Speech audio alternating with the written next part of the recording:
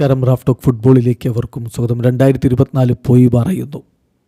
Football ലോകത്ത് രണ്ട് പ്രധാനപ്പെട്ട അവാർഡുകൾ, ഒന്ന് റോഡ്രിയും ഒന്ന് വിനിയും കൊണ്ടുപോയി. പിന്നാലെ വിനിക്ക് വീണ്ടും അവാർഡ്. റോഡ്രി വേഴ്സസ് വിനി, അങ്ങനെ ഒരു ചർച്ച ഉയർന്നു വന്ന വർഷമാണിത്. ബാലൺ ഡിയോറിൽ വിനിക്ക് അവാർഡ് ലഭിച്ചില്ല, അത് റോഡ്രി കൊണ്ടുപോയി. ചെറിയ വ്യത്യാസമാണ്, പോയിൻ്റ് വ്യത്യാസത്തിൽ 48 പോയിൻ്റ്, 40-നപ്പുറം കുറച്ച് പോയിൻ്റുകളാണ് വ്യത്യാസം എന്നാണ് അന്ന് ഫ്രാൻസ് ഫുട്ബോൾ മാഗസിൻ്റെ ചീഫ് എഡിറ്റർ തന്നെ പറഞ്ഞത്. അദ്ദേഹം തന്നെ അന്ന് പറഞ്ഞത് ചെറിയ വ്യത്യാസമാണെന്ന്. അപ്പോൾ പലരും 40 ചെറിയ വ്യത്യാസം എന്ന് ചോദിച്ചുകൊണ്ട് അന്ന് കമൻറ്റുകൾ ഇട്ടായിരുന്നു. അന്ന് തന്നെ നമ്മൾ അതിൻ്റെ വിശദീകരണം പറഞ്ഞിരുന്നു. ഒരാളുടെ മെയിൻ വോട്ടിന് 15 ആണ് പോയിൻ്റ് ഉണ്ടാവുക, ഫസ്റ്റ് വോട്ടിന് ഒരു ജേർണലിസ്റ്റിൻ്റെ. 3 ആൾ വോട്ട് ചെയ്താൽ ഈ 40 ആവും. അപ്പോൾ ഇത് ചെറിയ വ്യത്യാസമാണ്. ഫ്ലോറന്റിനോ പെരസ് തന്നെ പറഞ്ഞു, 2-3 രാജ്യങ്ങളിലെ ജേർണലിസ്റ്റുകളുടെ പേരെടുത്ത്, രാജ്യത്തിൻ്റെ പേരെടുത്ത് പറഞ്ഞു അവർ മനഃപൂർവ്വം വിനിക്ക് വോട്ട് ചെയ്യാതെ പോയി.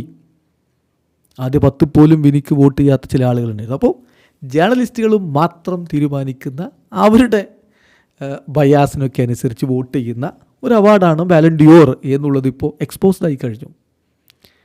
ഏതായാലും ആ അവാർഡ് വിനിക്ക് കിട്ടാതിരുന്നു, അത് റോഡ്രി കൊണ്ടുപോയി. മറുഭാഗത്ത് ഫിഫ ബെസ്റ്റിൻ്റെ പ്രത്യേകത അറിയാമല്ലോ.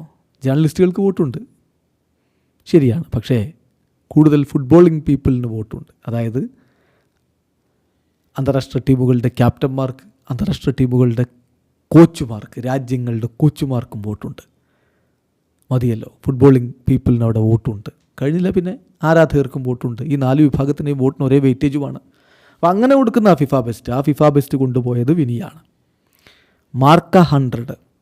അപ്പോൾ അപ്പുറത്ത് ഫ്രാൻസ് ഫുട്ബോൾ മാഗസിൻ്റെ അവാർഡാണ് ബാലൺ ഡിയോർ എങ്കിൽ, ഇപ്പുറത്ത് മാഡ്രിഡിൽ നിന്നുള്ള മാർക്കയുടെ അവാർഡാണ് മാർക്ക 100. ഈ വർഷത്തെ ഏറ്റവും മികച്ച 100 താരങ്ങൾ, അതിൽ1-ാം സ്ഥാനത്ത് വിനിയായിരുന്നു.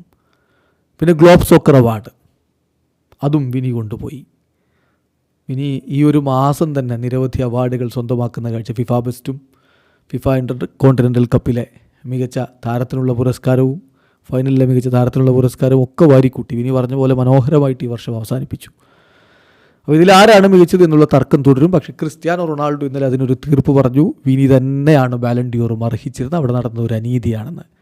വിനി വേഴ്സസ് റോഡ്രി, നിങ്ങൾ ആർക്കൊപ്പം? കമൻറ്റ് ബോക്സിൽ രേഖപ്പെടുത്തും. വീഡിയോ അവസാനിക്കുന്ന ഫുട്ബോൾ ലോകത്തെ കൂടുതൽ വിശേഷങ്ങളുമായി റാഫ് ടോക്സ് എത്താം.